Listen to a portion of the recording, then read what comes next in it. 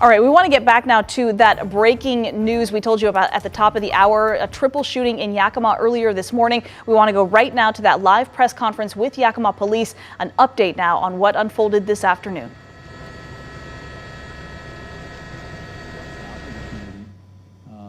So it was the threat was never really gone, and I will go into some detail about that. And then I want to thank law enforcement, and if any of you were out at the scene, which I suspect most of you were, it's a pretty long list, but it's really, we couldn't do this alone, and it's really important, I think, to make sure to point folks out and to thank them. So Yakima Police Patrol, the Yakima SWAT team, gang unit detectives, all YPD detectives, the Yakima Sheriff's Office, Grandview PD, Union Gap PD, Moxie PD, the Washington State Patrol.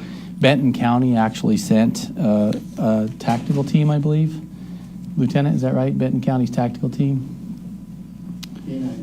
Okay. K9 and a tactical team. Tri-Cities Regional also sent folks to help us. The FBI was very helpful today, U.S. Marshals as well. Fish and Wildlife, state parks. And then, of course, we couldn't do anything without Suncom Communication and the YSO Dispatch, which helped us keep everything coordinated and working smoothly and safely. Excuse me. So with that, I think most of you have heard what happened today. I'm going to recap kind of the end of the day, and then I'm going to take questions from all of you. And then for folks watching live on Facebook, we will take questions from media. If you just type in your question and what agency you work with, organization, and your name, we'll call that out and do our best to answer as many questions as we can. But I want to start with the folks who are here in the room. But at, I think it was 2:16, Captain, is that right? 2:16 p.m., we received a 911 call. As many of you are aware, we had a SWAT call out. We had a house surrounded where we were hoping the suspect was located, but he was not. He was over by the Target store in Yakima. Could I get that map up? So we have a map here for you all to use. This is the Target store. The front faces the east, and we get a 911 call that says that the suspect had borrowed a woman's phone. He then called his mother, and he made several incriminating statements, including, "I killed those people." He made several statements in front of her that he was then going to kill himself. She then was able to get her phone and try to separate from him and call 911. I listened to that call. It's pretty harrowing, and I have to really thank her again because she was very courageous in getting us there. And so the information that she was providing said that he was near the Pizza Hut, which is on the southeast side of the Target store. Officers began immediately responding, and within minutes, the suspect was actually located right in this area near the local Roots marijuana store. The suspect apparently shot and killed himself, and that was prior to officers' arrival. There were officers who heard the shots, but no one saw him actually do that. He was pronounced deceased at the scene. Is that correct? No, sir, about 3:50. So they medical care tried to save his life, but he was later pronounced deceased. I'm sorry? Was he in a vehicle? He was not. He was on foot. And we don't know how he got to this area. And that's one of the things, and I'm happy to answer those questions. But obviously that drew a resolution to this to some degree.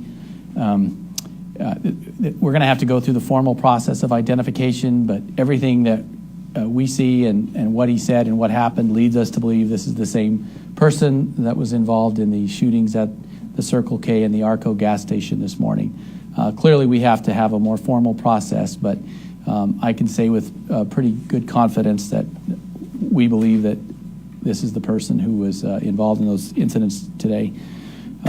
I briefly just want to say the family was cooperative with us all day, and we also appreciate their assistance in this, and of course, a devastating time for them. With that, I think I will just go ahead and answer questions. Yes, ma'am. Do you know if the suspect his parents' home at one point? I don't believe the home he was at was his parents' home. Do we know that? I think the whole family was out. Okay, so yes, we did have information that he was there. We were having trouble confirming that he was still there. And to be honest, I don't know that we could say for a fact when he left and how he left. We did have some video, but it was really grainy and difficult to discern.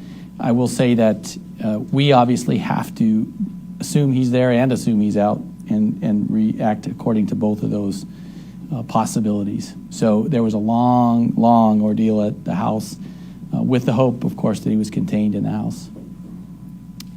Emily? In the 911 call or in his conversation? All right, you've just been watching a live press conference with the Yakima police chief. This after a triple shooting in Yakima that started about 3 o'clock this morning at a gas station. We know that the suspect walked into a gas station. It's believed killed 2 people inside that gas station, then walked out and shot a third person. All 3 of those people were killed in Yakima. All day long, the police chief has been saying they believed this was a random act of violence. That gunman then got into a car after firing multiple shots and drove away. They thought they had tracked him to another house in Yakima. They surrounded it with SWAT units. Turned out that suspect was not at that location. They just now told media that actually the suspect went to a different location, asked someone if he could borrow their cell phone, then proceeded to call his mother and made several incriminating statements, believed to be confessing to what had happened earlier this morning, and then did in fact kill himself. That person who he had borrowed the phone from is the one who called 911. This has been unfolding for hours all day long today as they continued to look for that suspect. At this hour, we do know the suspect in that triple shooting in Yakima this morning, that suspect has now been killed. They believe that he killed himself. So this is a developing story. Obviously, we will continue to follow it throughout the rest of the evening as it unfolds. But again, that suspect is dead. 3 people, though, killed earlier this morning in Yakima. We'll continue to have more coming up on KREM 2 News at 5 and 6 tonight.